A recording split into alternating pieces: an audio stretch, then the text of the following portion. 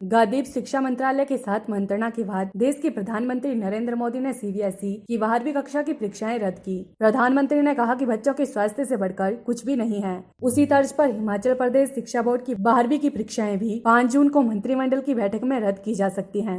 मुख्यमंत्री जयराम ठाकुर ने कहा कि देश एवं प्रदेश में कोरोना वायरस के बढ़ते मामलों तथा तीसरी लहर के बढ़ते मामलों को देखते हुए अहम फैसला लिया जा सकता है। जयराम ठाकुर ने कहा कि पहले भी वह स्पष्ट कर चुके हैं कि जैसे ही फार्मा कंपनियों के माध्यम से प्रदेश में कोरोना वैक्सीन जून के दूसरे हफ्ते तक उपलब्ध होती है तो 18 से 44 वर्ष के लोगों को लगाई जाएगी। देखिए, इस बात को लेकर मुझे लगता है कि हमने बार बार आपके सामने बड़ा स्पष्ट किया है कि जहां तक वैक्सीन जो फ्री वैक्सीन हमारी 45+ जो लग रही है उसमें हम बहुत बेहतर ढंग से सारी चीज़ों को चला रहे हैं।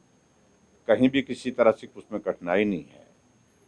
और जहां तक 18 से 44 साल की बात है उसमें उपलब्धता के विषय को लेकर के हमने टेकअप किया है। हमने कंपनी से आग्रह किया है कि हमको ज़्यादा दिया जाए। पहले 1,07,000 वैक्सीन उपलब्ध कराई थी उनने, और उसके बाद हमने जब दोबारा टेकअप किया इस मामले को कि और ज़्यादा चाहिए, क्योंकि यूथ में रुझान भी है और यूथ बहुत उत्साहित भी है और इस वैक्सीन के नंबर को बढ़ाया जाए, तो 1,77,000 वैक्सीन देने की उनने जो है वो उन्होंने कहा कि हम दे देंगे, उपलब्ध करा देंगे। लेकिन फिर भी उसके बावजूद हम तेज़ गति से करना चाह रहे हैं।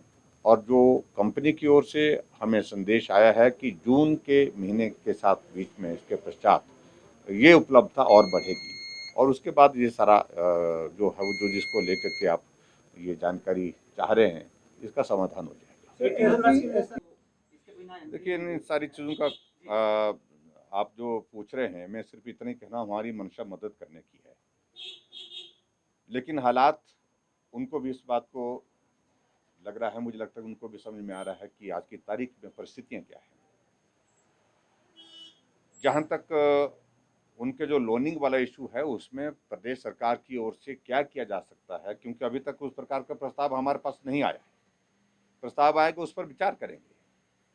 और जहां तक दूसरी बात कह रहे हैं, देखिए कोविड की पीक चल रही है और कोविड की पीक के दौरान इस तरह के प्रश्न भी मुझे लगता है कि तर्कसंगत नहीं है, और इस तरह की एक्सपेक्टेशन भी उन लोगों की तर्कसंगत नहीं है। उनको भी इस बात को समझना चाहिए कि यहाँ जीवन का प्रश्न पैदा हुआ है। और ऐसी सूरत में सिर्फ मुझे यही कहना है कि हमारी शीर्ष प्राथमिकता है कि टूरिज्म इंडस्ट्री जो है, जैसे नॉर्मल हमारी सिचुएशन आ जाती है, तेज़ी से जो है उसको पटरी पर लाना, उसको जो मदद जिस रूप में हम कर सकते हैं उस तरह से हम काम करें।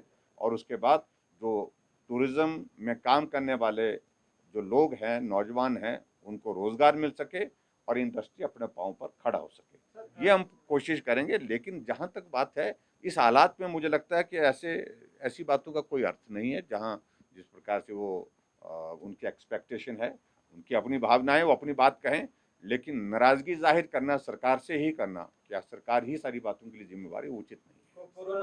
हम देख रहे हैं कि मामलों में गिरावट तो आई है, निश्चित रूप से आई है, लेकिन उसके बावजूद अभी तक दौर ऐसा नहीं है कि हम निश्चिंत होकर के बैठ जाएं। चिंता का दौर अभी तक है कि मृत्यु अभी तक भी बड़ी संख्या में लोगों की हो रही है, जो दुखद है।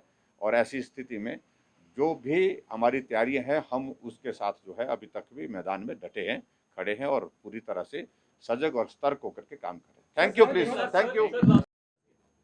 जो बची हुई वो तो लगेंगी, लेकिन मैं ये कह रहा हूँ कि जब हम जितनी ज़रूरत हम महसूस कर रहे हैं उसको हमने कहा कि भी आप हम उसको उपलब्ध करवाइए, और जितना जल्दी उपलब्ध होंगी तो उतना जल्दी हम आगे बढ़ करके उसमें अभियान को पूरा करेंगे। लेकिन फिर भी मेरा आप सबसे यही कहने का है कि फिलहाल उन्होंने कहा कि जून के महीने के पश्चात जो है इसमें जो है हम बढ़ाएंगे इसको।